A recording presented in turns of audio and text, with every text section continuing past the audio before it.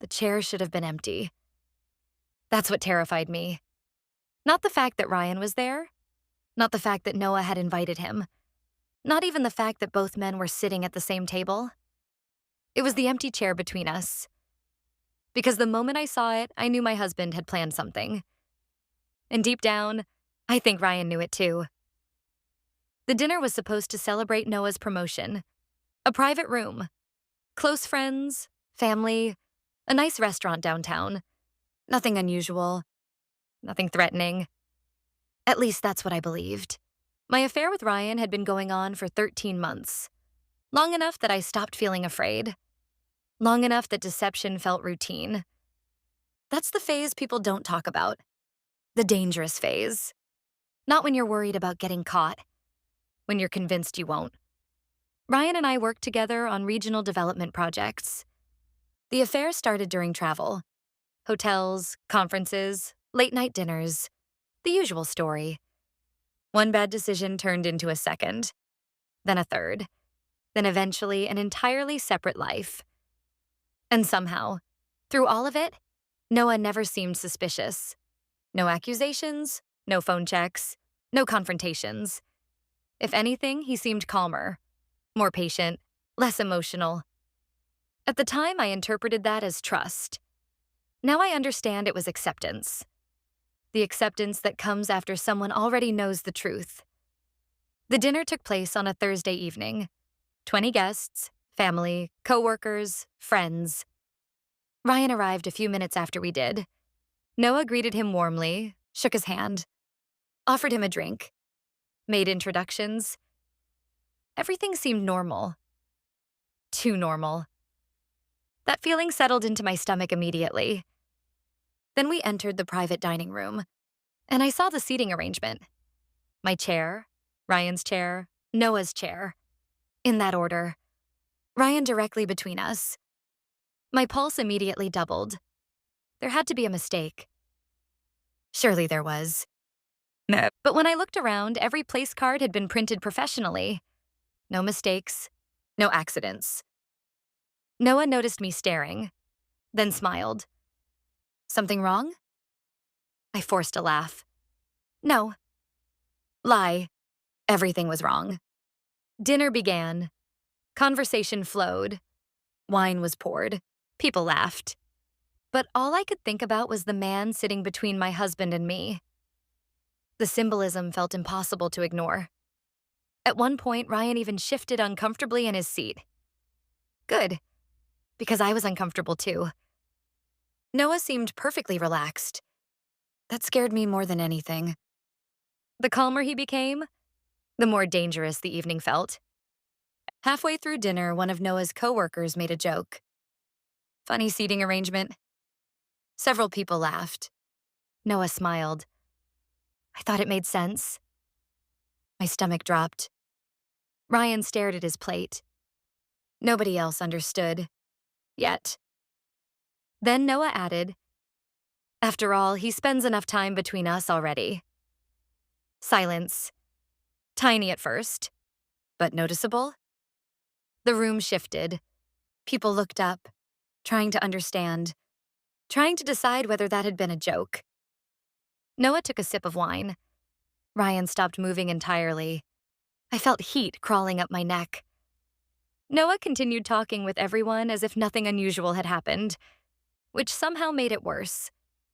Because now everyone was paying attention. Waiting. Watching. The reveal came during dessert. The restaurant brought out a cake. People applauded. Someone suggested a toast. Noah stood, raised his glass, and smiled. I want to thank everyone for coming. Normal, expected. Then his eyes landed on Ryan, and everything changed. I especially want to thank Ryan.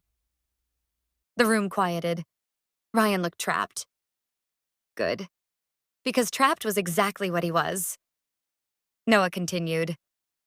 Not everyone gets the opportunity to sit between a husband and wife. Silence. Real silence this time. Nobody laughed. Nobody moved. Everyone understood something was happening. They just didn't know what. Then Noah delivered the sentence that ended everything. But then again, pause. My wife has been putting him between us for over a year. The room froze. Completely. Several people looked at me immediately. Others looked at Ryan. Then back again. The puzzle solved itself almost instantly. Ryan looked like he wanted to disappear. I wanted the floor to open beneath me. Noah remained calm. Terrifyingly calm. The calmness of someone who wasn't exposing a secret. The calmness of someone confirming one. "When did you find out?" I whispered. The words escaped before I could stop them. Noah thought for a moment, then answered. 9 months ago. The world tilted. 9 months. 9 months. 9 months of birthdays, vacations, family events, anniversaries. 9 months of him knowing. Every memory suddenly looked different. The patience, the distance, the quietness. He wasn't trusting me. He was preparing. Ryan stood first. Of course he did. They always do. I should leave. Noah laughed softly. That's probably best. No argument, no denial, no defense. Ryan grabbed his jacket, walked out, never looked back. The fantasy ended in less than 60 seconds. The dinner collapsed shortly afterward. Guests left early. Conversations died. Nobody knew what to say. Eventually, only Noah and I remained. Then he reached into his briefcase, pulled out an envelope.